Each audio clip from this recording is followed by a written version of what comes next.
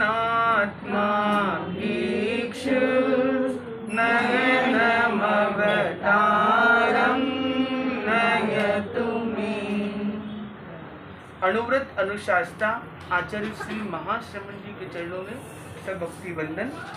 अनुव्रत एक अनवरत चलने वाला अभियान जिसका शुभारंभ सरदार शहर में हुआ 2 मार्च 1949, मतलब आज़ादी के करीब 2 वर्ष बाद 2 मार्च 1949 सरदार शहर में अणुव्रत आंदोलन की शुरुआत। किसके द्वारा? आचार्य श्री तुलसी के द्वारा। उन्होंने ये देखा कि जो जैनिज्म का ये कॉन्सेप्ट व्रत चेतना का, ये एक बहुत पावरफुल कॉन्सेप्ट है।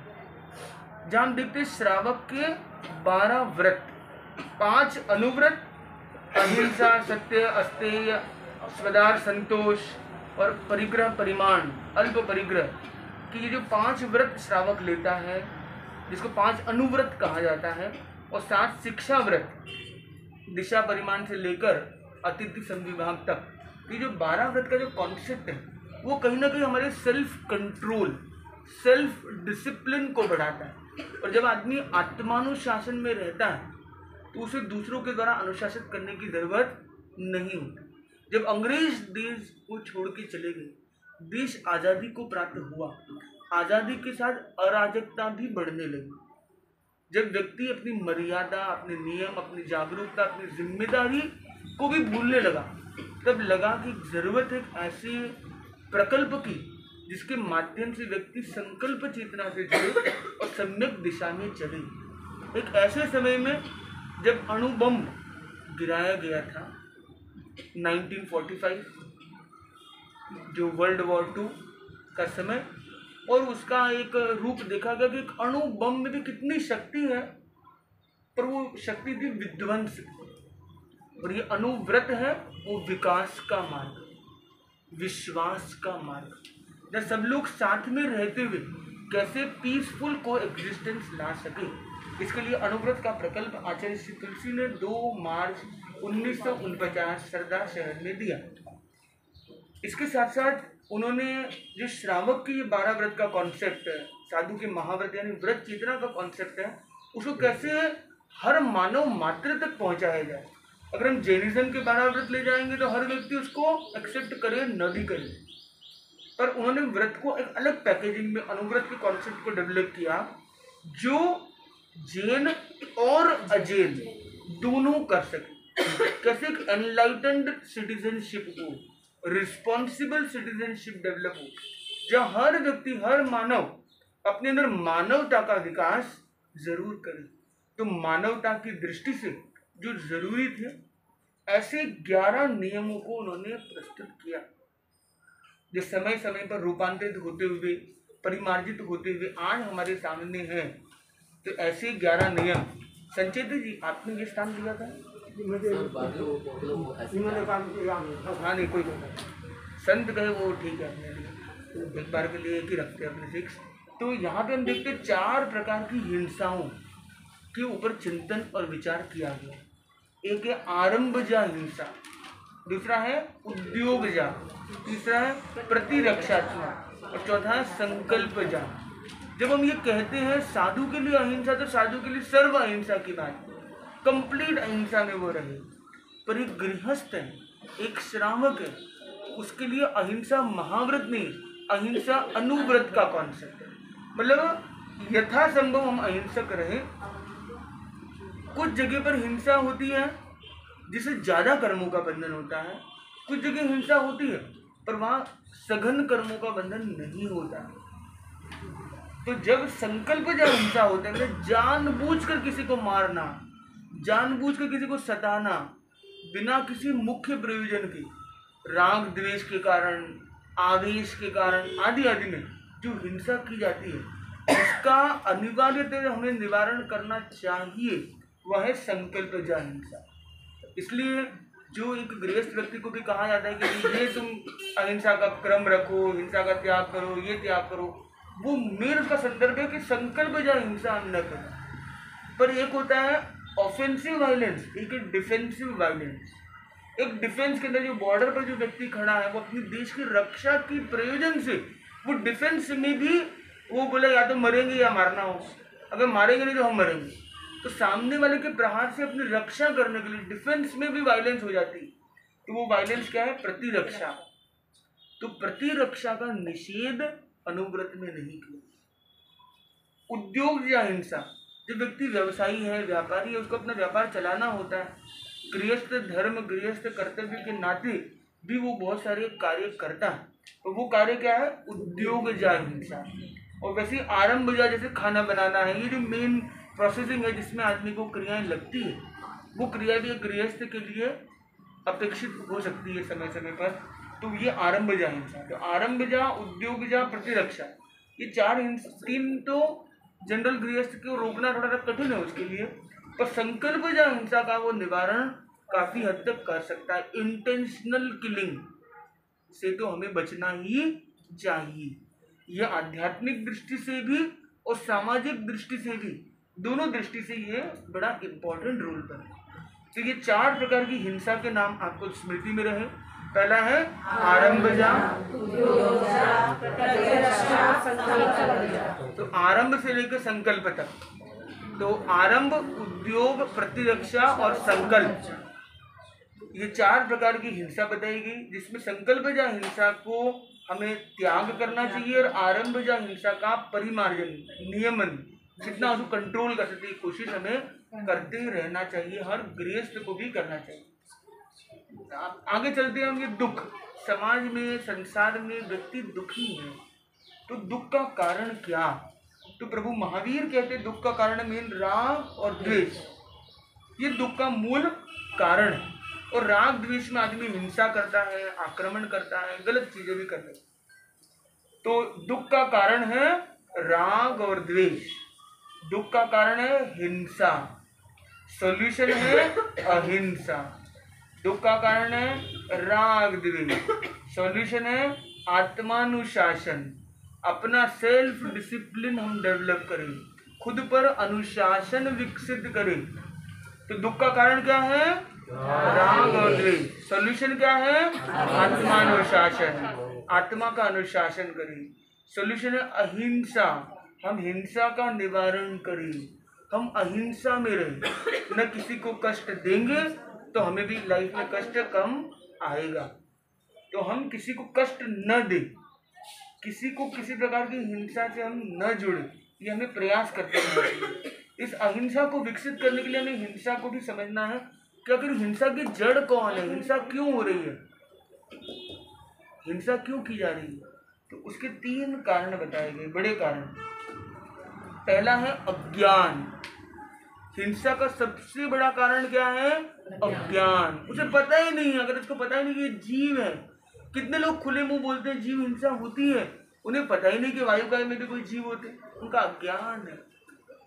किसी को पता नहीं कि भैया मैं पत्थर तोड़ रहा हूँ, उसमें भी कोई जीव है, मैं पत्थर ऐसे ही नदी में फेंक रहा हूँ, ऐसे क्यों फेंका? बोले मस्ती में, ऐसे टाइम पास के। उसे पता ही नहीं है कि जो पानी ये जीव है, इस समुद्र में एक पत्थर फेंका है, इतने करोड़ों जीवों को कष्ट मैंने पहुंचाया, ये हिंसा मैंने की, उसे पता ही नहीं, भान ही नहीं उसे। तो ये पानी में भी जीव है, अग्नि में जीव है, वायु में जीव है, पृथ्वी में जीव है, उसे पता ही नहीं है जिसे, वो क्या उस हिंसा का निवारण कर पाएगा? शायद नहीं। हिंसा का निवारण कौन कर पाएगा? जो जानता है कि क्या जीव है क्या अजीव है। तो ये ज्ञान बहुत जरूरी है। तो सबसे बड़ा कारण है अज्ञान। आज हम इस क्लास में बैठे हैं, चर्चा में जुड़े हैं, क्यों? क्योंकि हम अपना ज्ञान बढ़ाना चाहते हैं, क्योंकि प्रॉब्लम की root cause, one of the root cause is अज्ञान। तो हिंसा का सबसे बड़ा कारण है अज्ञान। दूसरा होता है अभाव। अभाव, अहिंसा यात्रा हुई, अहिंसा यात्रा का जो प्रसिद्ध गीत है, शांति का संदेश, शांति का संदेश, देखने का कोण बदले, सोचने का कोण बदले, शांत नहीं आवेश, शांति का संदेश। ये गीत आपने शायद कईयों ने सुना भी है। कितने लोगों ने कभी ना कभी ये गीत सुना? ये अहिंसा यात्रा का मुख्य गीत है, थीम सॉन्ग। और जब गुरुदेव मुंबई पधारे थे तब इस सॉन्ग के ऊपर वर्क किया गया था। तो ये जो गीत है ये बड़ा महत्वपूर्ण गीत है। ये कहता है हिंसा का तीसरा कारण भी वो प्रकट करता है, वो है आवेश। तो आवेश है जो आदमी का दिखने का कोण है, वो हर जगह क्रिटिसिज्म देखता है, हर जगह प्रॉब्लम देखता है, हर जगह वो गलत चीजें देखने लग जाता है, तो पर्सपेक्टिव भी गलत हो जाता है, तो वो आवेश में रहता है। तो अज्ञान से, अभाव से और आवेश से आदमी हिंसा करता है। कितने लोग हिंसा इसलिए करते हैं कि उन्हें गुस्सा आ गया, उन्हें बुरा लग गया, उनको हर्ट हो गया, उन्हें लगा मुझे अपमान हुआ मेरा, इसलिए वो एक हिंसक क्रिया कर लेते हैं। तो अभाव में भी होता है, इसलिए वो कहते हैं जब तक वो रोटी नहीं है, हिंसा की चोटी का आधार है कि आज आदमी गरीब, उसे रोटी भी नहीं मिल रही है। जो आदमी देख रहा है सब लोग बड़ी खुशी से सुख चैन का जीवन जी रहे और मेरे जीवन में कष्ट ही कष्ट है, अभाव ही अभाव है, तो उस अभाव के प्रभाव में आकर भी ऐसी जो क्रियाएं कर लेता है। इसलिए जरूरी है कि हम उसका भी निवारण करें। इन तीन चीजों पर हमें ध्यान देना है, अज्ञान, अभाव और आवेश। अज्ञान का सोल्यूशन है हम ज्ञान को बढ़ाएं, अभाव का सोल्यूशन है हम इक्वल डिस्ट्रीब्यूशन, या मतलब हम परिग्रह करके चीजों को इकट्ठा करके न रख लें। जितना हमें काम है ठीक है, बाकी छूटते जाएं, जगह हमें जितनी जरूरी है उतने में बैठे, बाकी बैग वैग रख के जगह ना रुक के बैठे, हम स्थान कुछ ना व्यवस्थित सेट कर लें, तो क्या होगा, अभाव की परेशानी नहीं। और तीसरा है आवेश, हमारा रूटीन ऐसा हो गया, हमारा मन शांत रहे, हम आवेश में न जाए। तो हम ये तीन चीज़ों को जरूर लाइफ में लाने की कोशिश करें, ज्ञान को बढ़ाएं, अभाव से स्वभाव की यात्रा करें, आवेश से शांति के संदेश की ओर चले, तो हम हिंसा के उन मूल कारणों पर काम कर सकते हैं। आप जिस कंपनी में काम करते हैं, जिस सोसाइटी में काम करते हैं, जहाँ पे आप रहते हैं, जहाँ आपके लोग काम करते हैं, आप उनकी लाइफ को भी अगर बेटर बनाना चाहते हो तो ये देखें कि उनके लाइफ में प्रॉब्लम्स का रूट कॉज कौन है और उसमें आप क्या सहयोग कर सकते हैं। तो हम ये देखते हैं आत्मानुशासन से हम अज्ञान से ज्ञान की ओर, अभाव से स्वभाव की ओर, आवेश से शांति के संदेश की ओर मुड़ सकते हैं। उसके लिए आत्मानुशासन यानी एक संकल्प चेतना चाहिए, जिसको हम कहते हैं अनुव्रत। दो प्रकार के व्यक्ति होते हैं, एक होता है सज्जन, एक होता है दुर्जन। आप क्या, हर व्यक्ति सज्जन है, दुर्जन कौन अपने आप को कहना भी चाहे, पर ये दुर्जन का मतलब क्या है, जिसके विचार और जिसका आचरण सम्यक न हो, सोचता कुछ है, बोलता कुछ है, करता कुछ है, वह दुर्जन है। जो सोचता है वही बोलता है, वही करके दिखाता है, वो सज्जन है। तो सज्जनता में कथनी और करनी में समानता होती है। सज्जन वह है जो कमिटमेंट और कंप्लीशन में विश्वास करता है, जो बोलता है वो करके भी दिखाता है, और जो करता है वही बोलता है। तो हमें कोशिश करनी चाहिए कि हम उस सज्जनता को निरंतर प्राप्त करते रहे, हमारे विचार और आचरण के अंदर न रहे, दूरी न रहे। उसके बाद आचार्य तुलसी ने एक बड़ा मोड़ लाया, उसका नाम था नया मोड़। वो कब आया, 1960, मतलब अनुव्रत के जन्म के 11 नियम है, 11 वर्ष बाद 49 में ये हुआ कि 11 वर्ष बाद ये नया मोड़ लाया गया। नया मोड़ का कॉन्सेप्ट क्या था, पुरानी रूढ़ियों, कुरूढ़ियों को समाप्त करना, जैसे घूंघट प्रथा है और अनेक तरह की ऐसी प्रथाएं समाज में ऐसी व्याप्त कुरीतियां, कुरूढ़ियां जो समाज के लिए उपयुक्त नहीं थी, समाज के विकास को रोकने वाली थी, जिसके पीछे कोई बड़ा फंडामेंटल लॉजिक नहीं था, उन चीज़ों को हटाना, जिसका निष्पत्ति हम देखते हैं जेंडर इक्वालिटी है, समाज में सबको अपनी बात रखने का मौका मिलना है, आदि आदि। तो ये नया मोड़ एक बहुत बड़ा आंदोलन था आचार्य तुलसी का, जो बहुत ही काफ़ी हद तक सफल रहा, और उससे हम देखते हैं तेरापन धर्म संघ में आज जो एक विकास है उसका एक बड़ा आधार सामाजिक दृष्टि से नया मोड़। इसी क्रम में हम देखते हैं 4 पुरुषार्थ का कॉन्सेप्ट। 4 पुरुषार्थ कौन से हैं? यस, धर्म, अर्थ, काम और मोक्ष। इसमें धर्म और मोक्ष के द्वारा हम अर्थ और काम को नियंत्रण में रखें। साधु है वो अर्थ और काम को छोड़ता है, पैसे को और धन दौलत को और संबंधों को त्यागता है, कंचन कामिनी के त्यागी वो होते संत। पर जो गृहस्थ है वह न स्त्री पुरुष वाले संबंध का त्याग करता है, न वह अर्थ आदि का भी त्याग कर सकता है। उसके लिए दोनों चीज़ें महत्वपूर्ण या जीवन चलाने के लिए ज़रूरी हो सकती है। उस अर्थ और काम को भी धर्म के द्वारा उसको नियंत्रण रखे, मतलब अपनी मर्यादा रखे, अपने दृष्टि की मर्यादा, अपने संबंध की मर्यादा, अपने व्यवहार की मर्यादा, अर्थ उपार्जन में भी प्रामाणिकता आदि का वो विकास करे, ये अनुव्रत सिखाता है। ये किस तरह से हम उसको और डिटेल्स में आगे के क्रम में जानेंगे, पर अभी के लिए 4 पुरुषार्थ में अर्थ और काम का संतुलन, अनुशासन, आत्मानुशासन, धर्म और मोक्ष के मार्ग के माध्यम से होते रहना चाहिए। हम एग्जाम्पल देखते हैं अनुशासन का। जैसे हमने बात की आत्मानुशासन, जैसा होता है एक परानुशासन और दूसरा कोई अनुशासन करता है। धर्म संघ में एक रूपचंद जी स्वामी करके हुए, जिन्होंने उस समय में एक ऐसी स्थिति थी जब पानी की भी बहुत किल्लत थी, पानी मिलना सरल नहीं था। तो ऐसे समय में एक ऐसे गांव में जहाँ घर बहुत सीमित है, जहाँ अचित जल का उपलब्धि कम है, तो उस समय में इतने संत, इतनी गर्मी, तो पानी की एक मर्यादा कर दी कि एक संत को 1 टोपसी पानी मिलेगा। तो पानी पीना है तो पानी माप के पीना है। एक प्याला आपको अगर 400 ml पूरे दिन में पीना है तो आप एक साथ तो नहीं पियोगे, तो आप अभी 100 ml पिया, तो आपको नोटिंग करते रहना, पहले माप पूरे पानी पीना है, बताना कि मैंने इतना पिया है, इसमें मैंने इतना पिया। तो इस प्रकार की एक मर्यादा कर दी गई। तो मर्यादा सबके लिए थी, पर अगर कोई एक आदमी है और वो 4 गिलास पी लेगा तो चलेगा क्या? बोले पानी में क्या मापना है?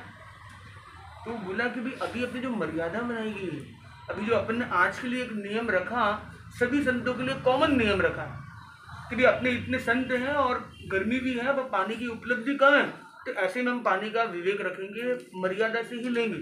तो मर्यादा का अतिक्रमण करने पर उन्हें टोका गया, उन्हें रोका गया, उन्हें कहा गया कि भाई तुम थोड़ा ध्यान दो, पानी का विवेक रखो। तो बोले पानी का क्या मापना? पानी भी मापने की चीज होती है, प्यास लगी पी लिया बस। तो बोले पानी का क्या मापना? हुआ संग विच्छेद, उन्हें संग से निकाल दिया गया केवल एक इस पानी की बात को लेकर।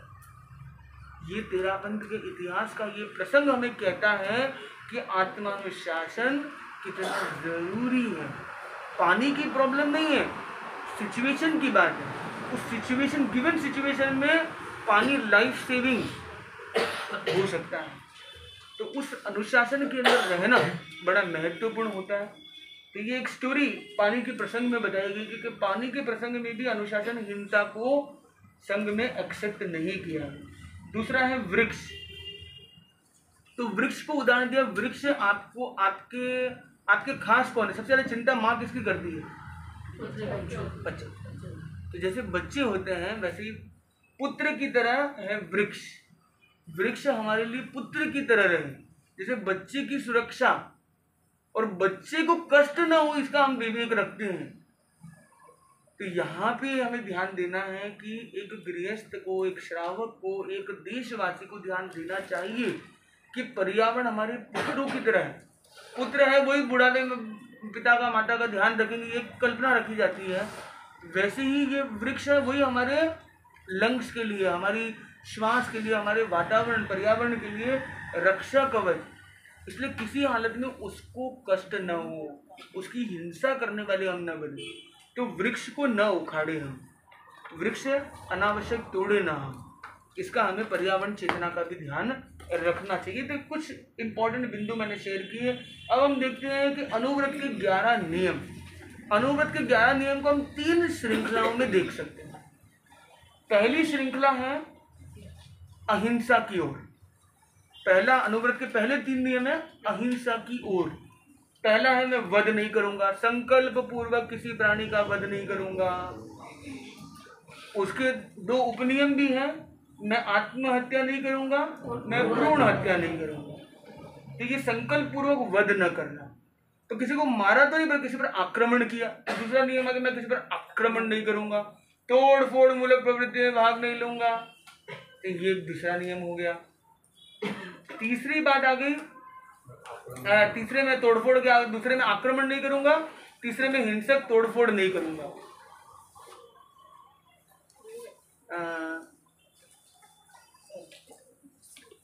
किरण इधर ऊपर, ऊपर आपका अपग्रेड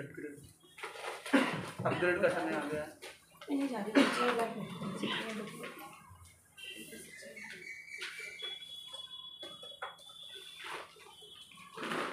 हम ये क्रम में देख रहे हैं कि पहले 3 नियम है वो वध, आक्रमण और तोड़फोड़, ये तीनों हिंसा की ओर ले जाने वाले प्रकल्पों को रोकने के लिए। तो मैं संकल्प पूर्वक वध नहीं करूंगा, मैं किसी पर आक्रमण नहीं करूंगा, आक्रमण नीति का भाग नहीं लूंगा, शस्त्र बेचना, शस्त्र का लेन देन, ये सारी चीजें वो उस दिशा में है आक्रमण करने की बात। और तीसरा, मैं हिंसक तोड़फोड़ में भाग नहीं लूंगा। तो ये 3 नियम है अहिंसा की ओर बढ़ना, हिंसा की ओर झुकाव को कम करना। अगले 4 नियम हैं जो स्वयं के उत्थान के लिए है, स्वयं के अपग्रेड के लिए। पहला है मानवीय एकता।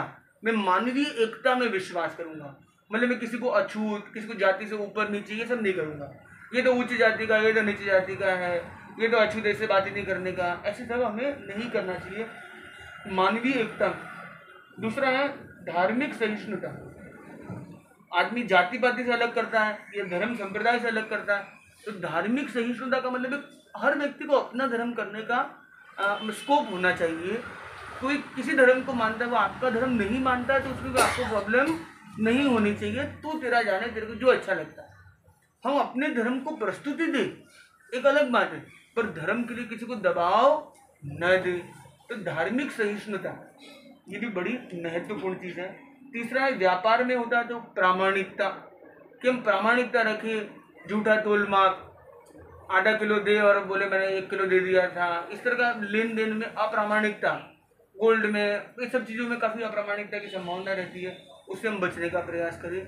और चौथा है ब्रह्मचर्य की आराधना, मतलब जो हमने संबंध के प्रति जो कमिटमेंट दिया, उस कमिटमेंट के विपरीत हम कार्य नहीं कर सकते, हम उसका सीमाकरण भी करते हैं।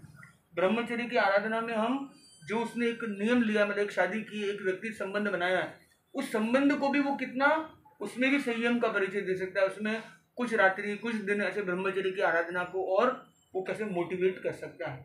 ये 4 चीजें हैं अपने आत्मिक विकास के लिए। पहला है मानवीय एकता में विश्वास, मतलब जाति भेद, रंग भेद आदि में भाग न लेना। दूसरा धार्मिक सहिष्णुता, धर्म को लेकर कट्टरता और एक दूसरे के प्रति कठोरता का या दबाव का प्रभाव न लाए। तीसरा है व्यापार में है प्रामाणिकता, और संबंधों की दृष्टि से ब्रह्मचर्य। ये 4 नियम अपने विकास के लिए, मानवीय एकता, धार्मिक सहिष्णुता, प्रामाणिकता और ब्रह्मचर्य।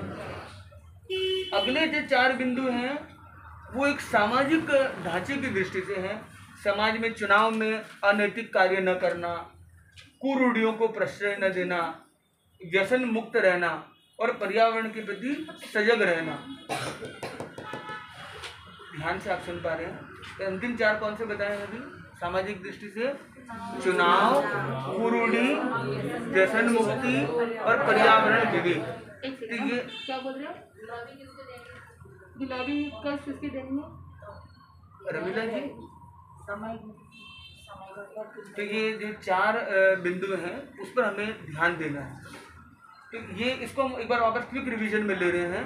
पहले 3 क्या है? वध, आक्रमण, हिंसक तोड़फोड़।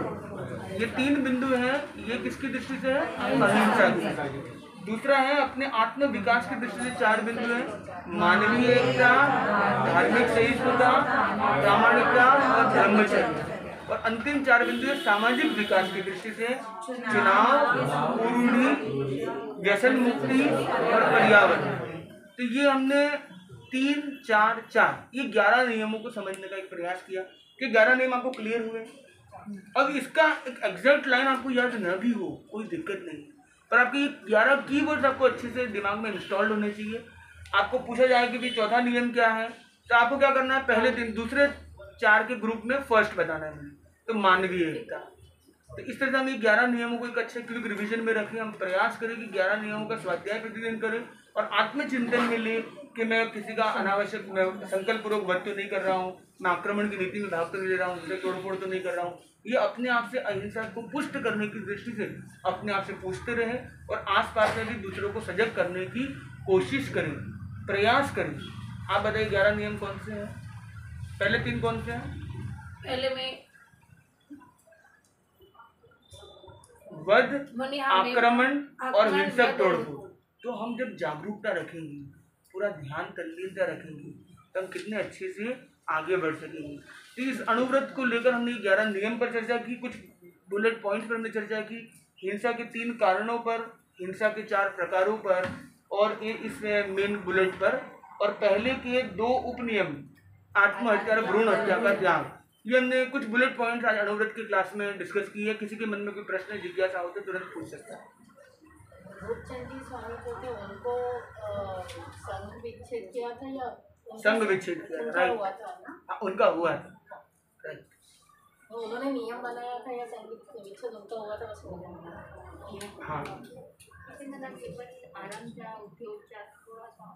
हाँ आरंभ हाँ, आरंभ मतलब जो आरंभ समारंभ, जो जैसे आप खाना बनाते हैं, सब्जी काटते हैं, ये सब क्या है? आरंभ जा हिंसा। हाँ, उद्योग जा मतलब जो उद्योग रिलेटेड, मतलब जैसे व्यापार करता है, बिजनेस करता है, फैक्ट्री चलाता है, जो भी उद्योग, हाँ, खेती करना, जो भी व्यवसाय, ऑक्यूपेशनल वायलेंस, जो ऑक्यूपेशन प्रोफेशन को लेकर, 1 मिनट।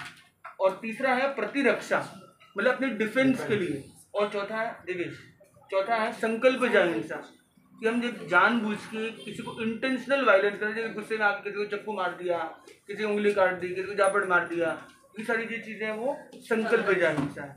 तो संकल्प जा का हिंसा का हम अनिवार्य त्याग करें और आरंभ जा का अल्पीकरण करें, तो हम अणुव्रत चेतना के माध्यम से अणुव्रत अनुशासना के आगमन की सुंदर तैयारी कर सकते हैं। 11 नियमों को स्वीकार करके हम अणुव्रत वर्ष जो ये मनाया जा रहा है, अमृत महोत्सव को सार्थक बनाए। ओम अरहम। प्रसन्नात्मा भिक्षु नयनमवतारं नयतु मे। ज्योतिपुंज गुरुदेव के चरणों में भावपूर्ण वंदन। हम अणुव्रत जीवन विज्ञान के क्रम में हमने अणुव्रत के बारे में पूर्व में चर्चा की कि 11 नियम किस प्रकार से महत्वपूर्ण है। उसमें एक करेक्शन, पहले रूपचंद जी नाम लिया था, वो मुनि का नाम है स्वरूपचंद जी, जिन्होंने अनुशासन का प्रयोग किया। वो संत जो अनुशासनहीनता और मर्यादा के प्रति नियमितता नहीं रख रहे थे, उनको एक अनुशासन के ओज आहार के माध्यम से उन्होंने सम्यक किया। उसी क्रम में एक रूपचंद जी का नाम भी आता है, रूपचंद जी सेठिया सुजानगढ़ के, जिनके बारे में कहा जाता है कि पानी का उन्होंने बहुत विवेक, जल संयम का एक सुंदर उदाहरण दिया कि पानी का संयम जो वो रखते थे, उस संयम के माध्यम से मतलब एक लोटे में या एक लोटे में स्नान, एक लोटे में स्नान, एक लोटे में स्नान की बात भी कही जाती है। जहाँ व्यक्ति एक बाल्टी में भी अगर स्नान की सीमाकरण करता है तो भी बड़ी सीमा हो जाती है उसके लिए, सामान्य व्यक्ति के लिए तो एक लोटा तो बहुत बड़ी बात है। तो ऐसे जल संयम के भी उदाहरण हमें मिलते हैं जो उन्होंने अपने आत्मानुशासन के रूप में किए। अब हम जीवन विज्ञान पर कुछ बात करने जा रहे हैं। आपको पता है कि जीवन विज्ञान का उससे पूर्व क्या नाम था, तो बता सकता है? तो आध्यात्मिक योग ठीक है, तो इस पर हम थोड़ी सी बात करते हैं और आप जानने का और समझने का प्रयास करेंगे। आपसे इतिहास भी चलते हैं।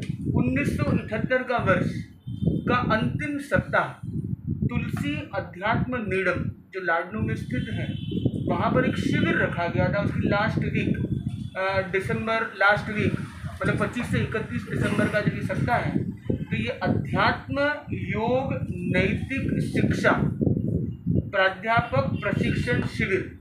तो ये जो टॉपिक था अध्यात्म योग नैतिक शिक्षा, मतलब अध्यात्म का योग हो और नैतिक शिक्षा आए, ये इसका मेन कॉन्सेप्ट था कि अध्यात्म के योग से नैतिकता की शिक्षा को हम कैसे आगे ले जाते हैं। तो उसके अंदर स्कूल के जो प्राध्यापक मतलब प्रिंसिपल्स का एक ट्रेनिंग शिविर रखा गया था, प्रिंसिपल प्राध्यापक प्रशिक्षण शिविर। उसका टॉपिक था अध्यात्म योग नैतिक शिक्षा। और इसका जो पूरा क्रम चला, उसके एंड में 31 दिसंबर मतलब शिविर का अंतिम दिन, वहाँ पे एक चिंतन निर्णय के आधार पर उसका नामकरण किया गया जीवन विज्ञान। तो ये अध्यात्म योग नैतिक शिक्षा के शिविर में इस विधा का नामकरण किया गया जीवन विज्ञान। तो जीवन विज्ञान का ये क्रम, और ये किसने किया ये नामकरण? मुनि नटमल, जो आगे जाके युवाचार्य महाप्रज्ञ और आगे आचार्य महाप्रज्ञ भी कहलाए। तो आचार्य महाप्रज्ञ जी मुनि अवस्था में मुनि नटमल और अध्यात्म योग नैतिक शिक्षा का शिविर 1978 गांधी वीक में तुलसी अध्यात्म निगम में किया गया, जिसके अंतर्गत की निष्पत्ति है जीवन विज्ञान। ये एक बेसिक इंट्रोडक्टरी इन्फॉर्मेशन ऑफ जीवन विज्ञान आप सबको मिली है, समझ में आ रहा है, क्लियर है। अब हम चलते हैं कि व्यक्तित्व निर्माण का एक प्रोग्राम है। तो व्यक्तित्व निर्माण पर्सनालिटी डेवलपमेंट के लिए 4 चीज़ें जरूरी है। 4 कौन सी है? श्वास, शरीर, वाणी, व्यवहार।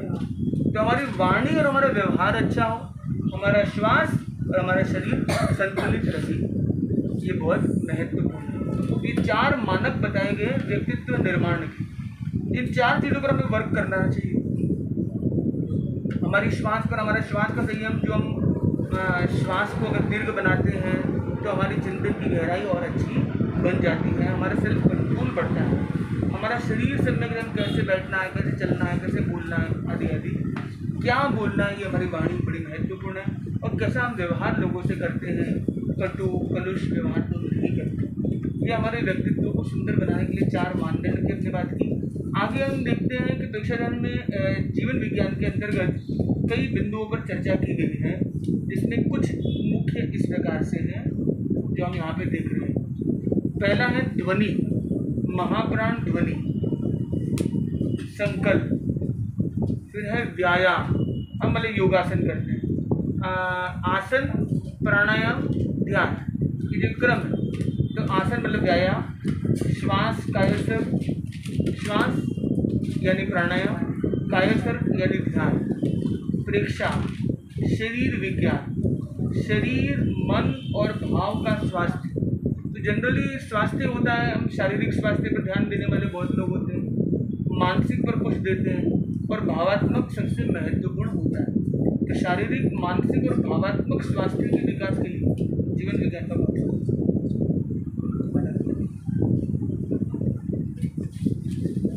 उसी क्रम में मूल्य बोध, हमें मूल्यों का बोध हो, मूल्यों का अंकन हो, ये बड़ा महत्वपूर्ण है कि हम अपने मूल्यों का अंकन कैसे करें और कैसे हम अहिंसक बन के विकास करें।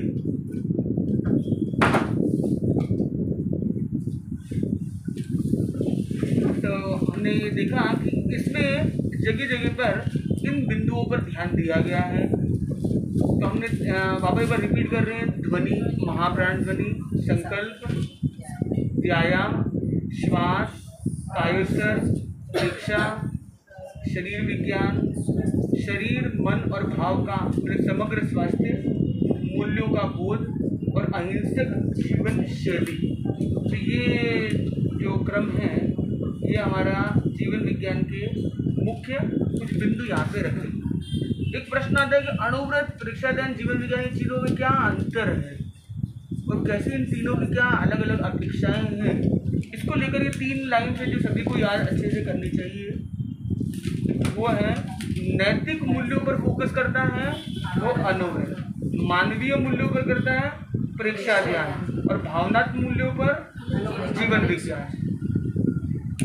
नैतिक, मानवीय और भावनात्मक, जो इमोशनल एरिया पर फोकस करता है वो जीवन विज्ञान, जो मानवीय मूल्यों पर फोकस करता है वो परीक्षा ध्यान है, और नैतिक मूल्यों पर करता है वो अणुव्रत। ये 3 मूल्यों की यहाँ पे बात कीजिए, नैतिक मूल्य, मानवीय मूल्य और भावनात्मक। इसको लेकर ये 3 कॉन्सेप्ट यहाँ पे रखे गए हैं। अब सबसे ज़्यादा जरूरत जीवन विज्ञान की जरूरत क्यों हुई? जब उन्होंने देखा शिक्षा का जो स्वरूप है, आज नई पीढ़ी का निर्माण हो रहा है, उसमें संतुलन नहीं दिख रहा है, और ये जीवन संसार तभी सम्यक बनेगा जब उसमें संतुलन रहेगा। तो 4 प्रकार के संतुलन की बात आचार्य महाप्रिय जी करते हैं। पहला है प्राण धारा का संतुलन, आपकी जो वाइटल एनर्जी है, प्राण धारा है, उसका संतुलन। अगर वो संतुलन नहीं है तो नींद लेने के बाद भी सुबह थकान लगती है, एनर्जी हमारी बहुत जल्दी ड्रॉप हो जाती है। वो कब है? जब हमारी प्राण धारा नहीं होती। प्राण धारा डाउनग्रेड होती तो हम कभी भी हाई और लो फील कर लेते हैं, हम बहुत बात पर इरिटेट हो जाते हैं, हम कोई एनर्जी लेवल को मेंटेन नहीं कर पाते हैं। इन सब का कारण है प्राण धारा का असंतुलन, जो आज की कॉमन लाइफस्टाइल प्रॉब्लम है। तो प्राण धारा का संतुलन पहला। दूसरा है जैविक संतुलन। जैविक मतलब इकोलॉजिकल बैलेंस। आज इकोलॉजी मतलब पर्यावरण का, आज ये देखिए ऋतु कभी कोई कब आ रही है, पेड़ काटे जा रहे हैं, पर्वत खत्म किए जा रहे हैं, जो जितना नेचुरल रिसोर्स उनको डिस्टर्ब करने के कारण पूरा जो पर्यावरण है वो एक डिस्टर्ब हो चुका है। तो जरूरी है इकोलॉजिकल बैलेंस। एक हमारा एनर्जी बैलेंस, दूसरा है इकोलॉजी बैलेंस, तीसरा है क्षमता की आस्था मतलब बिलीफ सिस्टम। मेरे अंदर वो क्षमता है, वो मुझे विश्वास करना होगा खुद पर। आप परीक्षा तभी अच्छे से दे सकते जब आपको विश्वास हो कि यस मैं अपना बेस्ट दे सकता हूँ। यदि आपको अपने पर विश्वास नहीं होगा तो आप विकास नहीं कर पाएंगे। तो इम्पोर्टेंट है क्षमता की आस्था, मतलब अपनी क्षमता पर आस्था होना, सेल्फ बिलीफ सिस्टम। और चौथा है दृष्टि प्लस व्यवहार। हमारा दृष्टिकोण सही हो, हमारा व्यवहार अच्छा हो, और एटीट्यूड एंड बिहेवियर, ये भी बहुत इम्पॉर्टेंट है। संतुलन के हमने 4 बिंदुओं पर बात की। पहला है प्राण धारा का संतुलन, दूसरा है जैविक संतुलन, तीसरा है क्षमता पर आस्था, और चौथा है दृष्टि और व्यवहार का सम्यक होना। ये 4 चीजें हमारी अच्छी होती हैं तो हमारा जीवन में एक संतुलन होता है। ये क्लियर है? इसको मिटा दिया जाए। दृष्टि, एटीट्यूड एंड बिहेवियर, हमारा एटीट्यूड देखने का और बिहेवियर फंक्शन करने का ये सही होना जरूरी है। क्या क्लियर है ये?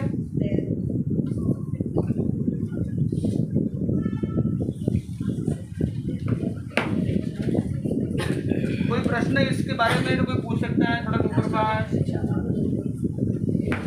ये चीजें कितनी क्लियर हुई है?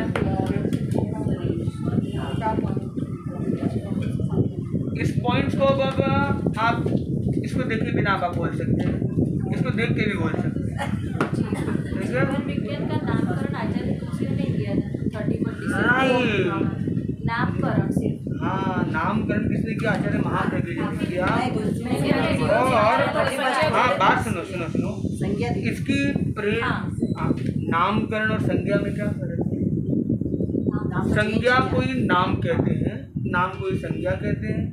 आचार्य तुलसी के सानिध्य में तो उसके प्रेरणा स्रोत कौन है? जीवन विज्ञान के प्रेरणा स्रोत आचार्य तुलसी। और इसका जो ये नाम किया गया जीवन विज्ञान की संज्ञा किसने दी? मुनि नथमल। संज्ञा देना मतलब नामकरण करना, नामकरण करना, संज्ञा करना पर्यायवाची शब्द। संज्ञा equal to name, name equal to संज्ञा। तो नोमेनक्लेचर, ये जीवन विज्ञान शब्द आया है, ये किसने दिया है? मुनि नथमल। आगे जाके आचार्य महाप्रज्ञ। इसके प्रेरणा स्रोत कौन है? आचार्य तुलसी। ये कहाँ हुआ? तुलसी अध्यात्म नीडम लाडनू। ये कब हुआ?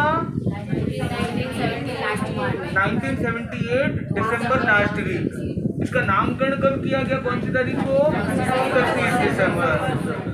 वो प्रोग्राम कौन सा था? वो शिविर किस विषय पर था? अध्यात्म योग नैतिक शिक्षा, प्राध्यापक प्रशिक्षण शिविर।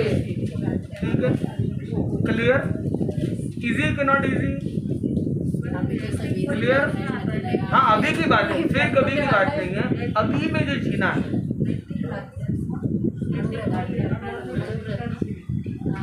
हाँ, तो अब रिपीट कर लेता हूँ। अध्यात्म योग नैतिक शिक्षा ये टॉपिक है। ये किसका शिविर है? तो प्राध्यापक प्रशिक्षण शिविर। तो और ये कब किया गया? Last week 1978। नोमेनक्लेचर वेन 31 दिसंबर by Muni Nathmal, inspired by Acharya Tulsi. अब आगे के क्रम में हम चलते हैं कि इसकी संतुलित शिक्षा के लिए क्या क्या टूल्स दिए गए। तो टूल्स में हमने बहुत सारी बातें की, संकल्प, ध्वनि, प्राणायाम, ध्यान, श्वास, परीक्षा ध्यान, सभी तरह का स्वास्थ्य, जो हमने पॉइंट्स यहाँ पे लिख के आपको बताए थे। तो ये सारे टूल्स से संतुलन कैसे लाना है उसके लिए जीवन विज्ञान, परीक्षा ध्यान और अनुव्रत, इसके जो 3 सिद्धांत हैं। तो जीवन विज्ञान के 3 सिद्धांत, जीवन विज्ञान के 3 सिद्धांत। पहला है नैतिक मूल्यों की स्थापना इक्वल टू अनुव्रत। तो अभी जीवन विज्ञान के 3 सिद्धांत हैं। कितने सिद्धांत हैं? 3 सिद्धांत हैं। 3 सिद्धांतों में उन्होंने अनुव्रत और प्रेक्षा ज्ञान को अंदर लिया है। तो पहला दिया है नैतिक मूल्यों की स्थापना, भाई उसका नाम दिया अनुव्रत। दूसरा है मानवीय मूल्यों की स्थापना, प्रेक्षा ध्यान। भावात्मक मूल्यों की स्थापना, उसका नाम दिया है अनुप्रेक्षा। तो ये तीनों चीजों को जीवन विज्ञान के अंदर इंक्लूड किया गया, नैतिक, मानवीय और भावात्मक। नैतिक मूल्य पहले नंबर, दूसरे नंबर पर मानवीय मूल्य और तीसरा है भावात्मक। ठीक है, इसके लिए दिया है अनुव्रत, इसके लिए दिया अनुप्रेक्षा और इसके लिए प्रेक्षा ज्ञान। तो ये जो कॉन्सेप्ट्स हैं, ये तीनों कॉन्सेप्ट जो है ये हमारे 1, 2 और 3 सिद्धांत ऑफ जीवन विज्ञान है। आपको ये पहले बता रहे कि पहले कॉन्सेप्ट आया अनुव्रत का, उसके बाद आया प्रेक्षा ध्यान का, क्योंकि प्रेक्षा और अनुप्रेक्षा दोनों थे। उन तीनों को इंटीग्रेट करके स्कूलिंग सेक्टर पे, एजुकेशन सेक्टर में कैसे मूल्यपरक शिक्षा आई, उसको लेकर आध्यात्मिक योग और नैतिक शिक्षा कैसे लोगों के जीवन में, बच्चों के जीवन में लाई जाए, उसके लिए जीवन विज्ञान का कॉन्सेप्ट सामने आता है। तो जीवन विज्ञान इज इन अ वे अनुव्रत और प्रेक्षा ज्ञान का by product applied form in education cycle इस जीवन विज्ञान। क्लियर? इसलिए अनुव्रत के जितने कॉन्सेप्ट है वो भी अंदर आ गए, प्रेक्षा ज्ञान के जो कॉन्सेप्ट है वो भी आ गए, और स्कूल एरिया में जिसकी जरूरत थी डायरेक्शन देने के लिए उनकी लाइफ में, वो भी अंदर इनकॉर्पोरेट किया गया। इन सबका पैकेज फॉर्म है वो जीवन विज्ञान। तो लेटेस्ट डेवलपमेंट है जीवन विज्ञान। तो जीवन विज्ञान में 3 नैतिक मूल्यों की स्थापना, मानवीय मूल्य और भावनात्मक मूल्य, इन 3 को लेकर अनुव्रत, प्रेक्षा और अनुप्रेक्षा है। ये जीवन विज्ञान के 3 सिद्धांत कहे जाते हैं। तो जीवन विज्ञान के 3 सिद्धांतों पर हमने चर्चा की। क्लियर है? सिंपल है। जीवन विज्ञान की जरूरत क्यों हुई? तो असंतुलन में संतुलन लाने के लिए। तो 4 तरह के फॉर्मूले बताएंगे। 4 संतुलन कौन से बताएंगे अभी?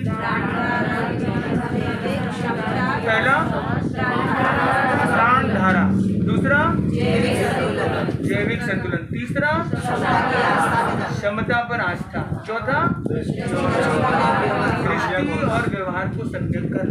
ये 4 हमारे संतुलन के बिंदु हो गए। और जीवन विज्ञान का ध्येय क्या है? स्वस्थ समाज की संरचना। सुधरे व्यक्ति समाज व्यक्ति से स्वयं सुधरेगा। तो व्यक्ति समाज राष्ट्र तक पहुंचाने के लिए, स्वस्थ समाज की संरचना के लिए और हर व्यक्ति के शारीरिक, मानसिक और भावनात्मक स्वास्थ्य के लिए ये जीवन विज्ञान का ये जो लक्ष्य है, तो लक्ष्य को हम 3 बिंदुओं में लें। तो स्वस्थ समाज का निर्माण, संरचना, दूसरा है कंप्लीट स्वास्थ्य, शारीरिक, मानसिक, भावनात्मक स्वास्थ्य, और तीसरा है व्यक्ति, समाज और राष्ट्र का निर्माण। क्लियर?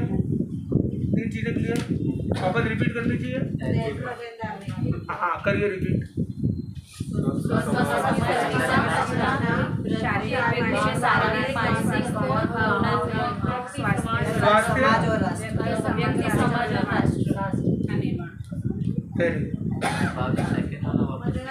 Very good. स्वस्थ समाज की संरचना पॉइंट 1, कंप्लीट स्वास्थ्य मतलब शारीरिक, मानसिक, भावात्मक स्वास्थ्य। तीसरा व्यक्ति, समाज और राष्ट्र का निर्माण। 3 अरमान ऑफ जीवन विज्ञान। अब हम आगे चलते हैं। उस समय में ध्यान से सुनने वालों के लिए बताया जा रहा है ये जीवन विज्ञान का ध्येय है। ध्येय मतलब मोटो है, पर्पस है, टारगेट। तो नेवर फॉरगेट द टारगेट, वो है ये 3 बिंदुओं में बताएंगे। अब है कि उस समय की शिक्षा प्रणाली में क्या था प्रॉब्लम? असंतुलन। वहाँ पे असंतुलन किस चीज़ का था? वहाँ पे अनुशासन, चारित्र्य, संयम, सहनशीलता, इसे डाउनग्रेडिंग फॉर्मेट में, जिसको समझना, याद नहीं करना, दिमाग में समझना है, जो आज भी आप दुनिया में देख सकते हैं बहुत इजीली। तो अनुशासन, चारित्र, संयम, सहनशीलता, ये सब कम हो रही थी। इंटेलेक्चुअल डेवलपमेंट हो रहा है, फिजिकल डेवलपमेंट भी कुछ हद तक हो रहा है, पर मेंटल और इमोशनल ग्रोथ के लिए फोकस नहीं किया जा रहा है। फोकस किस पर किया जा रहा है कि लिवलीहुड पर, कि कैसे आजीविका प्राप्त हो, धन का अर्जन हो, न कि ज्ञान का अर्जन हो। तो जीविका का निर्माण वर्तमान मॉडल, जीवन विज्ञान जीवन का निर्माण। तो एक जीविका के निर्माण पर फोकस था, उसको वो चाहते कि जीवन निर्माण पर फोकस है। जीविका निर्माण के लिए धन कैसे मिलेगा उसी पर फोकस है। जीवन निर्माण में मानसिक और भावात्मक इमोशनल ग्रोथ पर भी फोकस करना जरूरी था। तो इस रिक्वायरमेंट के लिए इसको डेवलप किया गया। Is it clear? संतुलित विकास के लिए हमने 4 सूत्रों पर चर्चा की। अब हम चलते हैं अंदर में, अपने भीतर में 2 तरह का सिस्टम चलता है। हमारा जो नर्वस सिस्टम है, तो उसके 2 प्रकार हैं, अनुकंपी और परानुकंपी। Sympathetic system, parasympathetic system. जो हमारे एकदम एक्टिव मोड पे होते हैं तब कौन सा मोड होता है? अनुकंपी प्रणाली। तो अनुकंपी प्रणाली में हमारा मतलब एक विस्तार होता है, हम एक्सपांड हो रहे होते हैं। और परानुकंपी में हम कॉन्ट्रैक्ट होते हैं, रिलैक्स हो जाते हैं। जहाँ श्वसन का संकुचन होता है वो परानुकंपी, श्वसन प्रणाली का विस्तारण होता है वो अनुकंपी। तो अनुकंपी श्वास का विस्तरण, परानुकंपी श्वास का contraction, expansion contraction, expansion contraction. अनुकंपी में विस्तरण और परानुकंपी में संकुचन, विस्तरण संकुचन, expansion contraction. Clear non clear? ठीक है। तो अनुकंपी में क्या होता है? श्वसन प्रणाली का विस्तारण और परानुकंपी में संकुचन। आंखों की पुतलियां विस्तारण, दूसरे में संकुचन। अश्रु ग्रंथियों की सक्रियता, इसमें उपशमन, कंट्रोल। तो एक हाई है, एक लो है। हमें किस में रहना चाहिए? बैलेंस में रहना चाहिए। तो जो आदमी होता है ना, एक बहुत कम टाइम में फाइट एंड फ्लाइट मोड पर रहता है, चलो भागो, टाइम कम है, भागो भागो भागो। मुंबई है, वो भागती भी रहती है। तो वो क्या होता है, सिंपैथेटिक सिस्टम में तो हम चले जाते हैं, पर वापस हमें पैरासिम्पैथेटिक सिस्टम में भी जाना जरूरी होता है। मतलब वापस रिलैक्सेशन भी उतना ही जरूरी है जिससे हम बैलेंस में रहे। जितनी मेहनत, आराम और मतलब कार्य और विश्राम का संतुलन, अनुकंपी परानुकंपी का संतुलन जरूरी है बैलेंस्ड डेवलपमेंट के लिए। अगर बच्चे को हमेशा एक तलवार रख दी जाए, एग्जाम आने वाली, तो क्या होगा? क्योंकि सिंपैथेटिक में डाल दिया और उसको रिलैक्स नहीं किया। उसका दोनों का बैलेंस बहुत जरूरी। अब जैविक संतुलन, पूरे मस्तिष्क का संतुलन करने के लिए एक जैविक संतुलन की प्रक्रिया है कि हमारा जो बायोलॉजिकल बैलेंसिंग है उसके लिए न्यूरो एंडोक्राइन सिस्टम, न्यूरो मतलब माइंड, ब्रेन, नर्व्स,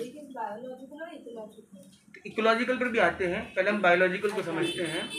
तो हम ये देखते हैं कि जो हमारा बायोलॉजिकल बैलेंस है उसको हम कैसे अटेन करते हैं। उसके लिए हम हमारी जो हार्मोन्स हैं उसमें कैसे बैलेंस हो, अंतःस्रावी ग्रंथियों में संतुलन हो, जैसे हमारा भावनात्मक और व्यवहारिक दोनों संतुलित रहे। हम व्यवहार अच्छा करते हैं पर भावना के अंदर से डिस्टर्ब रहे, भावना बहुत अच्छी रहे पर हम व्यवहार अच्छा न करें, तो भी हमारा लाइफ इम्बैलेंस हो जाता है।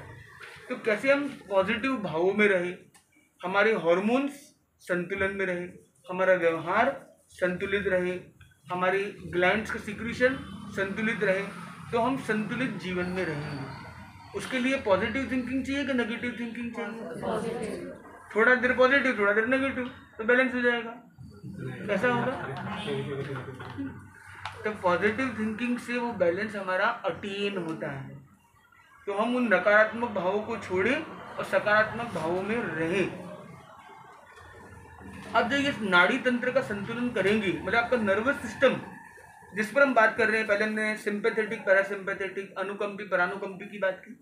दूसरे नंबर पर हमने सकारात्मक भाव और हार्मोनल बैलेंस की बात की। इस बैलेंस से हमें क्या मिलेगा?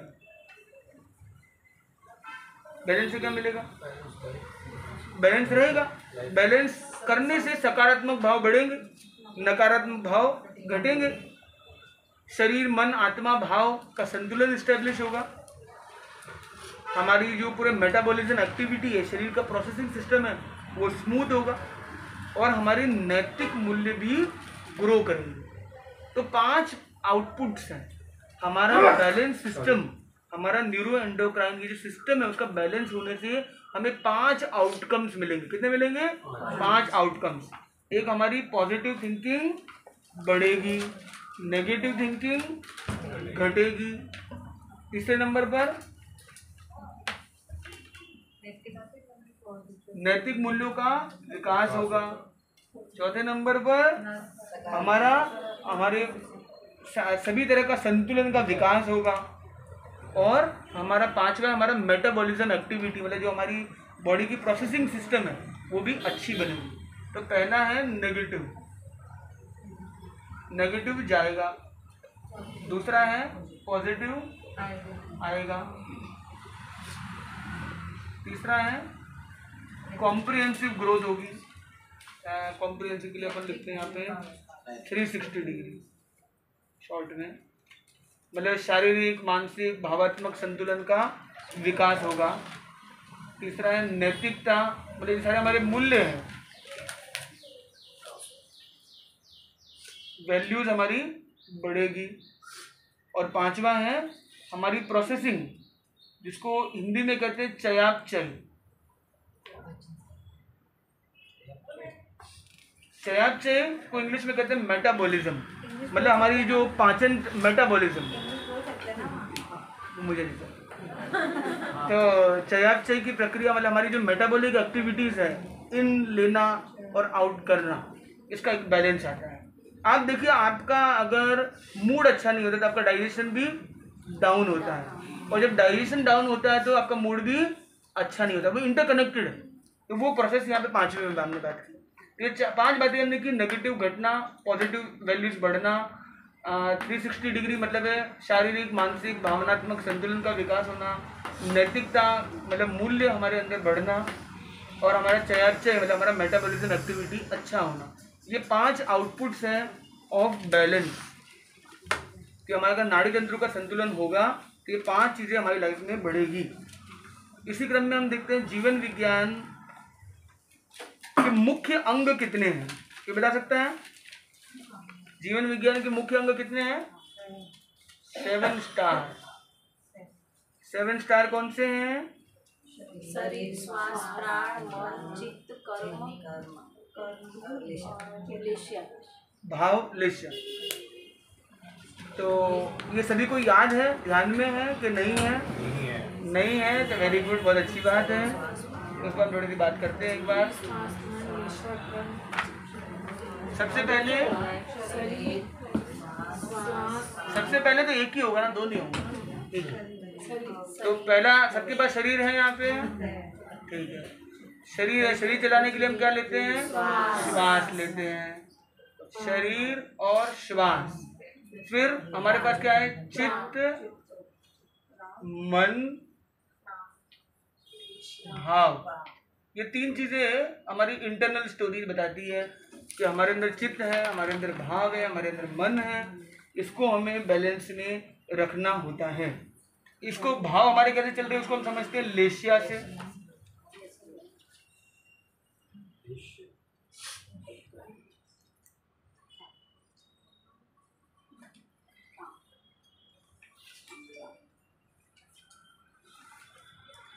और कर्म। अब ये देखिए, यहाँ पे 1 2 3 और 1 2 3 4 7 है ये टोटल, ठीक है। शरीर, श्वास, प्राण, मन, भाव, लेशा, कर्म और चित्त। भावलेशा एक ही है। हाँ, तो इसलिए भावलेशा यहाँ पे ये जोड़ दिया गया, ठीक है। अब ये देखिए आप कि हमारा जो सबसे पहला शरीर हमारे पास है, शरीर चलाने के लिए हम श्वास लेते हैं, श्वास से हम प्राण धारा को लेते हैं अपनी लाइफ में, तो ये हमारे फिजिकल एग्जिस्टेंस के लिए मेजर पार्ट है, शरीर, श्वास और प्राण। अब इंटरनल एग्जिस्टेंस में जाते तो हम क्या है, चित्त है, चेतना है, हमारा टूल होता है मन और भाव। तो चित्त से मन और मन से भाव और भाव से होता है हमारा कर्म। ये चारों का कनेक्शन है, ये लेशा भाव के अंतर्गत आ गई। तो ये हम देखते हैं इंटरनल और ये होते हैं एक्सटर्नल। एक्सटर्नल शरीर, श्वास और प्राण, इंटरनल चित्त, मन, भाव और कर्म। ये सात पॉइंट्स हैं, ये हमारे जीवन विज्ञान के मुख्य अंग है, जिसे हम एक्सटर्नल और इंटरनल को बैलेंस करने का प्रयास कर सकेंगे। ये क्लियर है सभी को कि नॉट क्लियर है? किसी के मन में कोई क्वेश्चन अभी तक में?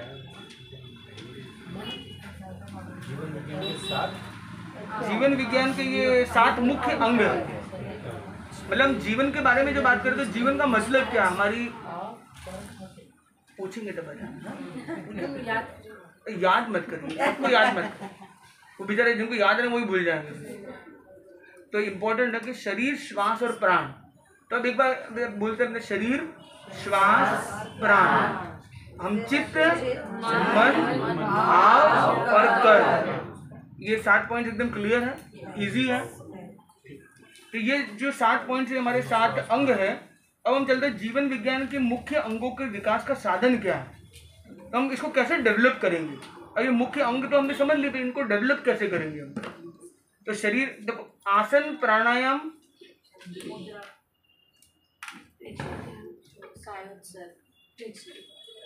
तो जब हम आसन करते हैं ना, आसन के 2 प्रकार है, पता है कौन से 2 है? योगिक क्रिया और आसन।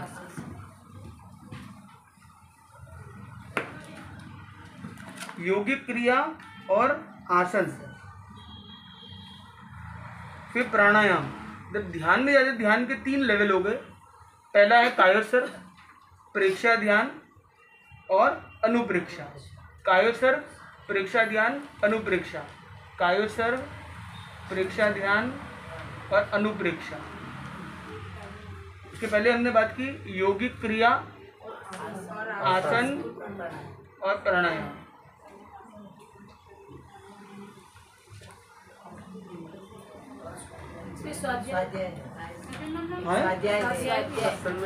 हाँ, पर इसे सम्यक विकास के साधन के रूप में जीवन विज्ञान के मुख्य अंग में हम ये देख सकते हैं। क्या आप इनको करते हैं कि नहीं करते हैं? तो इसका जो फॉर्मूला है ना, KYA, क्या और आप, ठीक है। ये इसको P को 2 करें, क्या आप, ठीक है। K फॉर कायोत्सर, Y फॉर योगिक क्रिया, A फॉर आसन, A फॉर अनुप्रेक्षा, P फॉर प्रेक्षा ध्यान, P फॉर प्राणायाम, ठीक है।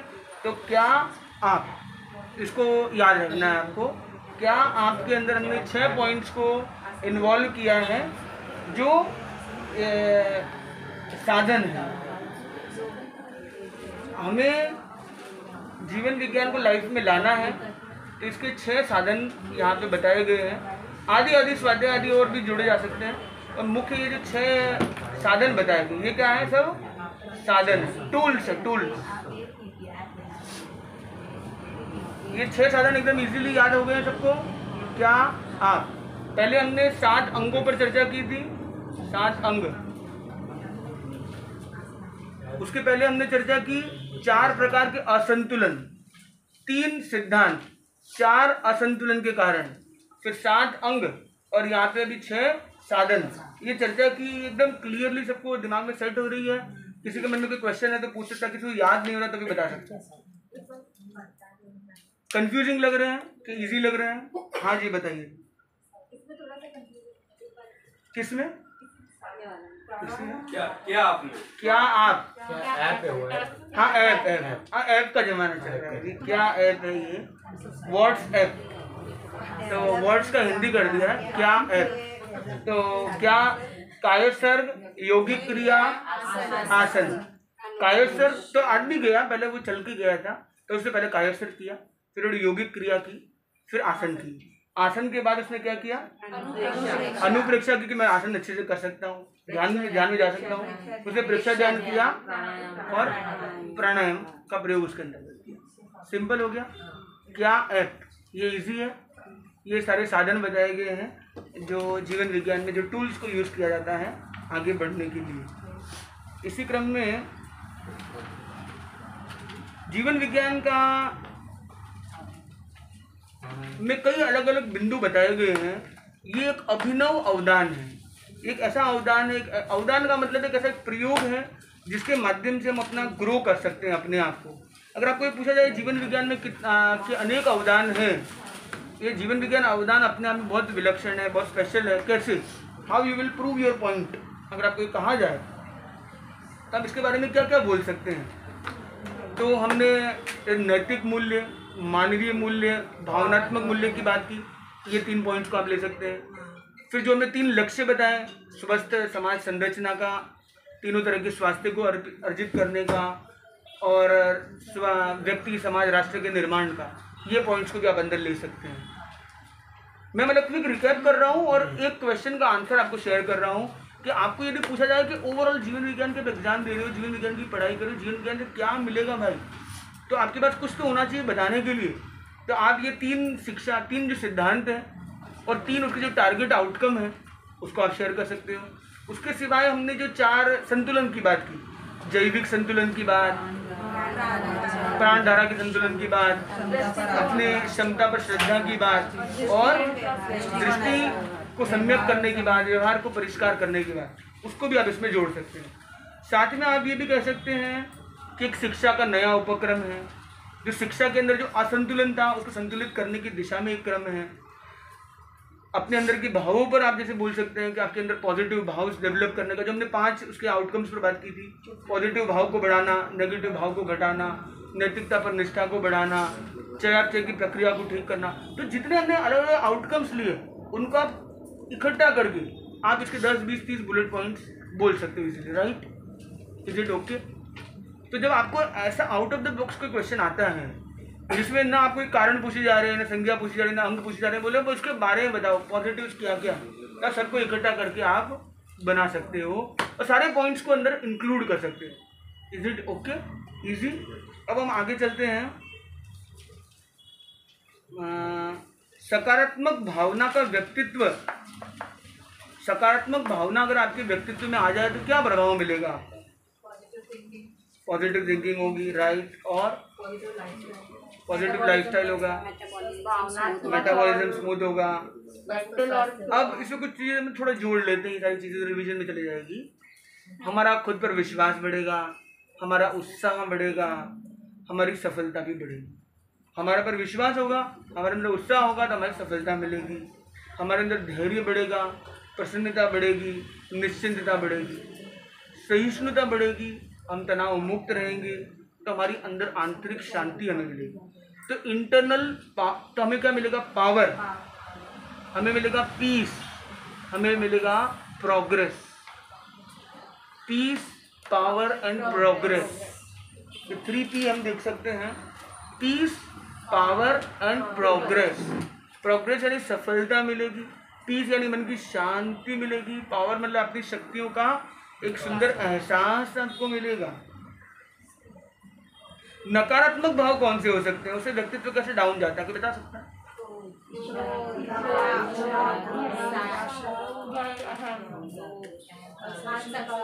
तो कहते हैं आज की दुनिया के लोग कैसे हैं? Stressed, messed, depressed but well dressed. तो वो दिखने में प्रस्तुति अपनी बहुत अच्छी कर लेते हैं पर अंदर से कई बार स्ट्रेस्ड होते हैं, मेस्ड होते हैं और डिप्रेस्ड होते हैं। स्ट्रेस यानी तनाव, डिप्रेस्ड यानी कुंठा, निराशा, मेस्ड मतलब अंदर से कंफ्यूज्ड, राइट और रॉन्ग। तो ये सब नकारात्मक भावों के परिचय हैं। तो नकारात्मक भाव में आदमी रहता है, नकारात्मक भावों के बारे में आपको ज़्यादा एक्सप्लेन करने की जरूरत नहीं है। अब संतुलित शिक्षा प्रणाली का एप्लीकेशन कैसे हो सकता है, जब स्कूल्स में, कॉलेजेस में, एजुकेशन में, अपने घर पे, हर जगह पर इसको हम डेवलप कर पाते हैं और अपनी लाइफ में ला पाते हैं। कोई 5 बिंदु बताने इसके आधार तत्व के। तो आधार तत्व में फिर वापस वही हमने जो संतुलन की बातें की है, 4 तरह के संतुलन आदि की चर्चा की, इसको हम ले सकते हैं। इसकी 12 इकाई है। जीवन विज्ञान पाठ्यक्रम में 12 इकाई, 12 यूनिट्स है। कितने यूनिट्स है? 12। कौन से हैं?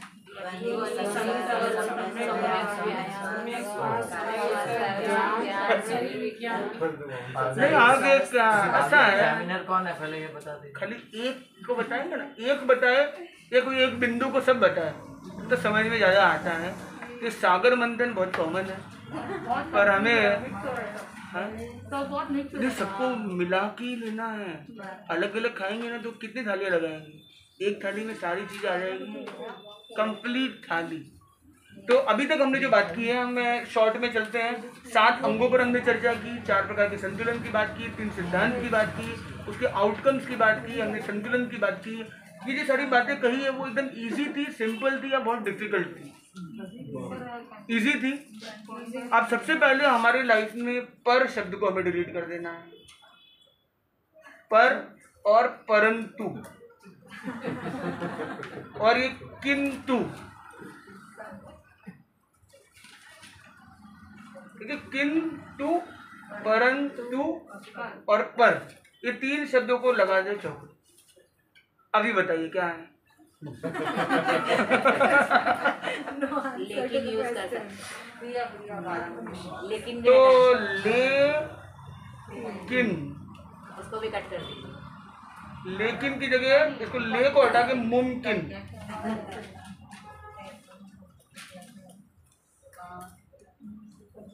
तो ये क्या है? लेकिन नहीं, मुमकिन है। ठीक है? तो मुमकिन है और किन की जगह कैन कर दीजिए, आई कैन। ठीक है? लेकिन की जगह ये पॉजिटिव। अरे वाह, ये हो ना। लेकिन की जगह वी कैन। ठीक है? तो ये कर सकते हैं, लेकिन नहीं, वी कैन। तो हम कर सकते हैं। तो हमने देखा जीवन विज्ञान के अंतर्गत 12 इकाइयों की बात आती है।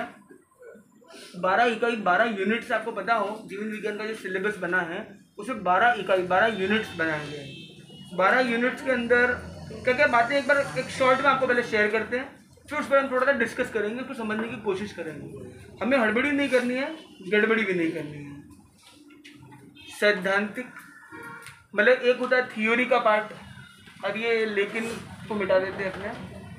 ठीक है? ये 12 इकाई के अंतर्गत हम कुछ महत्वपूर्ण बातों पर चर्चा करेंगे और जानेंगे कि 12 इकाइयों में क्या क्या पॉइंट्स को उसमें कवर किया गया है।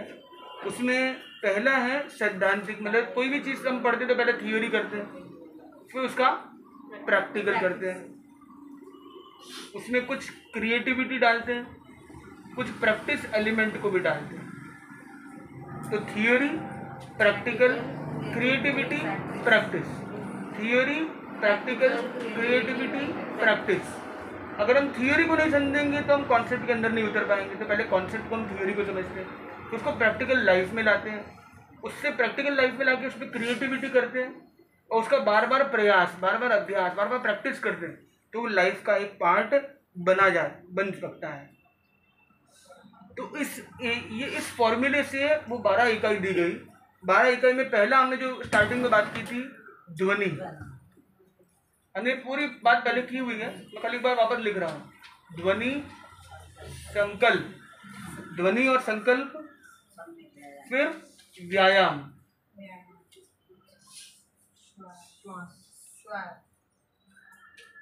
श्वास, कायोसर्व, परीक्षा ध्यान, फिर स्वास्थ्य के बारे में,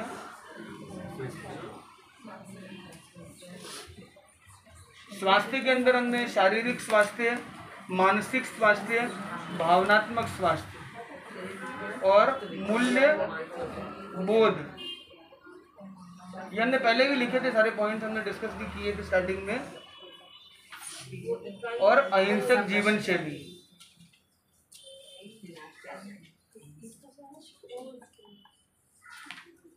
अहिंसक लाइफस्टाइल। तो अब ये देखिए 1, 2, 3 और 4, ये 4 हमारे फर्स्ट प्रोसेस में आते हैं। फर्स्ट प्रोसेस में हम देखते हैं कि हम जब भी कोई ध्यान का प्रयोग करते हैं, एग्जाम्पल, तो हम क्या करते हैं, प्रेक्षा ध्यान में भी पहले एक ध्वनि का प्रयोग करते हैं, फिर संकल्प करते हैं कि मैं आत्मा साक्षात्कार के लिए प्रयोग कर रहा हूँ, हम उसके लिए कोई व्यायाम मतलब आसन को सेट करते हैं और श्वास पर ध्यान देते हैं। तो ये हमारे एकदम बेसिक लेवल पर ये 4 चीज़ें, ध्वनि, संकल्प, व्यायाम, श्वास, ठीक है। नेक्स्ट लेवल पर आता है ध्यान के अंदर जब जाते हैं तो हम कायस्वर और प्रेक्षा ध्यान, कायस्वर करते हैं और प्रेक्षा ध्यान में उतर जाते हैं। ये हो गए 6 पॉइंट। इससे आउटकम में हमें ये 3 स्वास्थ्य पर हम फोकस करते हैं, शारीरिक स्वास्थ्य, मानसिक स्वास्थ्य, भावात्मक स्वास्थ्य। उसे मूल्यों का बोध करते हैं और अहिंसक जीवन शैली को डेवलप करते हैं। तो ये जो 12 इकाइयाँ जो है इसके अंतर्गत, इस 12 इकाई को लाने के लिए उसकी थियोरी, प्रैक्टिकल, क्रिएटिव प्रैक्टिस ज़रूरी होती है। उसमें इन सारी चीज़ों पर चर्चा की गई है। तो हम इसको एक बार क्विक रिकैप करेंगे, थोड़ा फास्ट कोई बोल सकता है। तो हम पहले 4 पॉइंट कौन से हैं, ध्वनि, संकल्प, व्यायाम और श्वास। अगले 2 प्रोसेस में कौन सा है, ठीक है। अब इन सब चीज़ों में क्या कर सकते हैं हम, एक सम्यक वर्ड जहाँ जहाँ आपको अच्छा लगे जोड़ सकते हैं। सम्यक व्यायाम, किसी को मुक्का मारने का व्यायाम नहीं करेंगे हम, ऐसे करेंगे, ऐसे नहीं करेंगे। तो ये सम्यक व्यायाम करेंगे। श्वास, सम्यक श्वास लेंगे। तो संकल्प करेंगे तो सम्यक संकल्प करेंगे। तो इस तरह सम्यक वर्ड को जोड़ने से उसकी क्वालिटी अपग्रेड हो जाती है। तो ये हमने 4 बिंदु पर देखा, इस सबको सम्यक करेंगे हम। फिर कायोत्सर करेंगे, कायोत्सर करके हमने ध्यान किया। ध्यान से हमें 3 आउटकम मिले, हमारा स्वास्थ्य, शारीरिक स्वास्थ्य अच्छा हुआ, मानसिक स्वास्थ्य अच्छा हुआ, भावनात्मक, उससे हमारे मूल्यों का हमें बोध हुआ और हमारी लाइफस्टाइल में अहिंसा आ गई, अहिंसक जीवन शैली आ गई। तो ये एक धीरे धीरे एक क्रम है। जो छोटे छोटे बच्चे हैं उनको ज़्यादा कुछ आता है, वो बोले गाड़ी चलानी, चलो भाई ध्वनि चलाओ, वो गाड़ी की तरह ध्वनि करते हैं। तो कहीं ना कहीं उनका एक स्टार्टर लग जाता है। ध्वनि के बाद उनकी थोड़ी समझ बढ़ती है, उनको संकल्प कराया जाता है, उनको थोड़े थोड़े हल्के फुल्के व्यायाम कराए जाते हैं।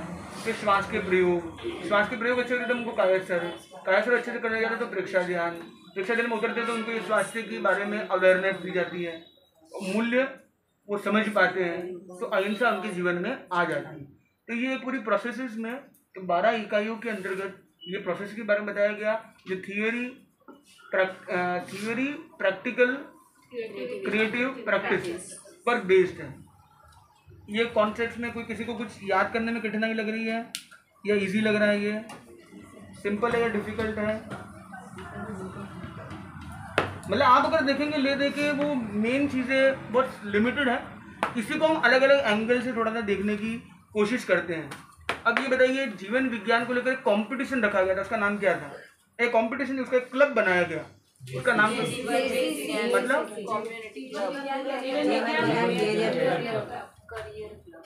जीवन विज्ञान कैरियर क्लब, JCC। जीवन विज्ञान पाठ्यक्रम किस स्तर पर, किस स्तर क्या होते हैं?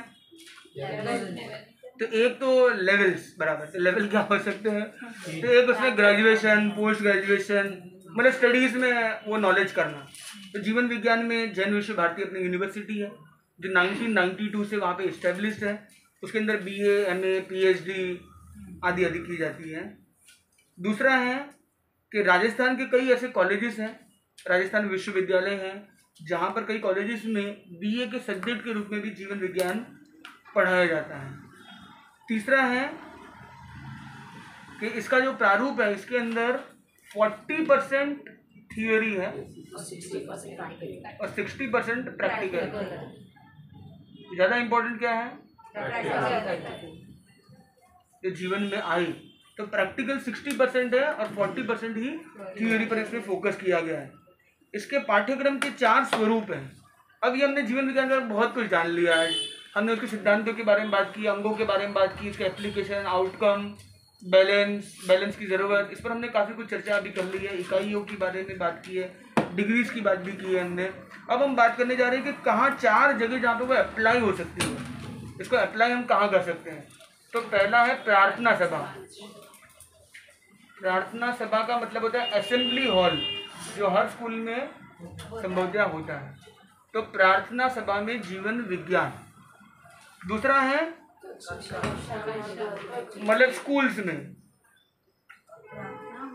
या घर में, स्कूल रूम, क्लासरूम, स्कूल में क्लासरूम तक जाएगी। तो एक तो असेंबली हॉल तक गया, एक क्लासरूम में उसकी एक प्रॉपर क्लास होती है, या उसके घरों में भी उसका एक प्रशिक्षण होता है। तीसरा है उसको एक सब्जेक्ट के रूप में पढ़ते हैं। उसका और आगे बढ़ गया वो, ये खाली एक आध क्लास कभी सप्ताह में होती है ऐसा नहीं होकर, ये 8-9 सब्जेक्ट जो स्कूल में पढ़ाए जाते हैं उसमें एक सब्जेक्ट ही बन जाता है जीवन विज्ञान। और चौथा है, चौथा क्या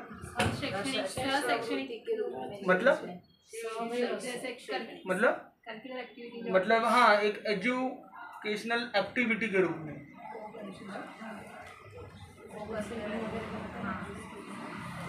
एक मतलब वो एक्टिविटी के रूप में आ जाता है।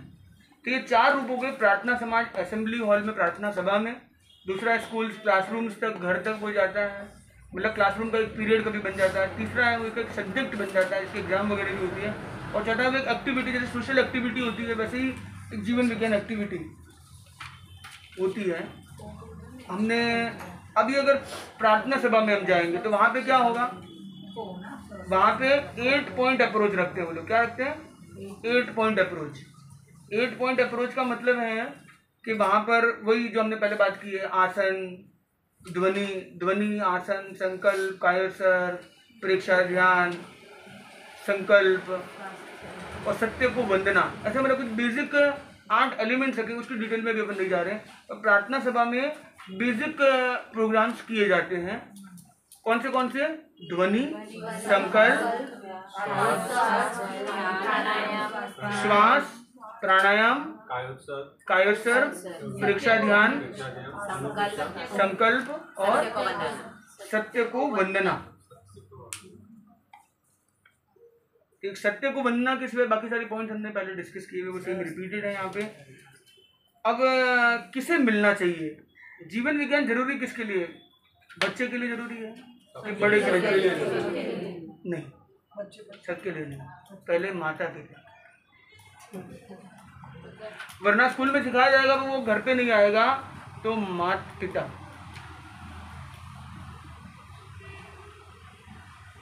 तो जीवन विज्ञान का टारगेट ग्रुप है माता पिता। एक ऐसा स्थान जहाँ बालक बाह्य वातावरण से प्रभावित नहीं होता है, वो कौन सा है? स्कूल जाने से पहले उसकी जहाँ स्कूलिंग होती है, जन्म से पहले, तो सबसे बड़ा रोल हो गया माता का। इसलिए माता पिता में पहले माता को लिखते हैं कि माता गर्भ से संस्कार देती है, पिता जन्म देते संस्कार देता है, फिर आता है नंबर टीचर का।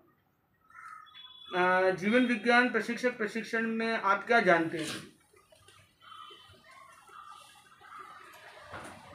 व्यक्तित्व क्या होता है? पर्सनालिटी। इंग्लिश अनुवाद मैंने पूछा नहीं। तो व्यक्ति जिसे व्यक्त करता है वो उसका व्यक्तित्व है। What is expressed of you is your personality। तो जो आपका व्यक्त होता है, जो सामने दिखता है, मतलब वो आपका व्यक्तित्व है। तो व्यक्ति सभी है, पर जो व्यक्ति के बारे में सामने वाले को समझ में आ रहा है वो आपका व्यक्तित्व है। तो व्यक्ति का जो व्यक्त हो वह उसका व्यक्तित्व है।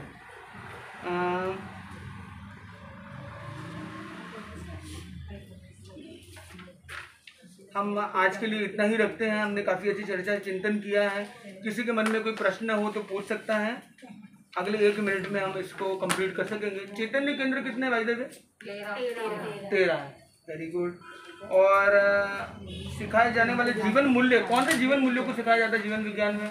क्या वैल्यूज हम लाना चाहते हैं लोगों में?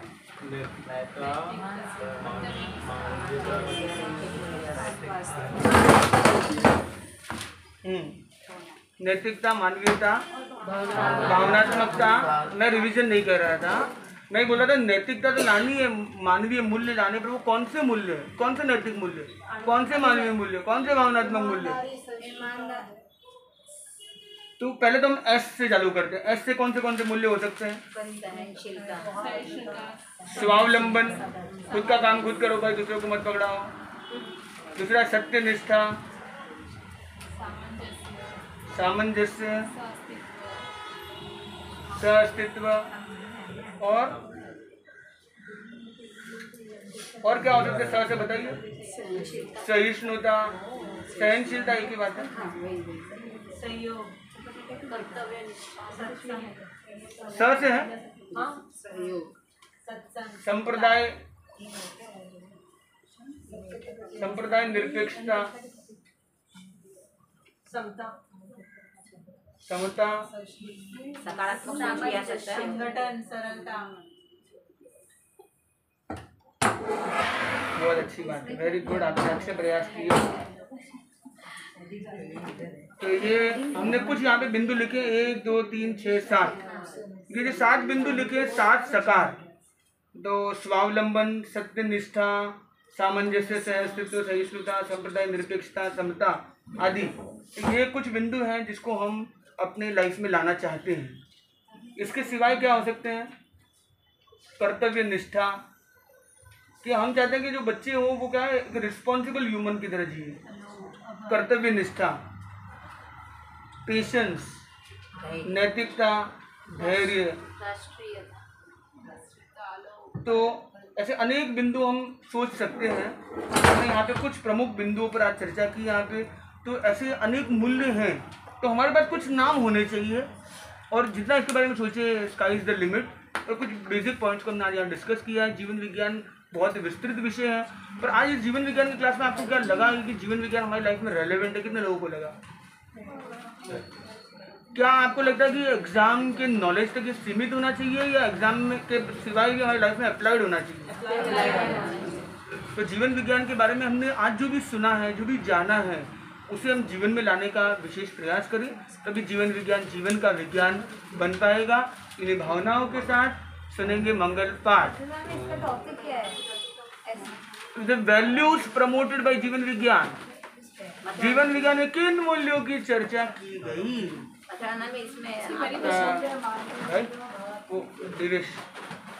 आपने इसमें जो क्वेश्चन किया, आपने कहा था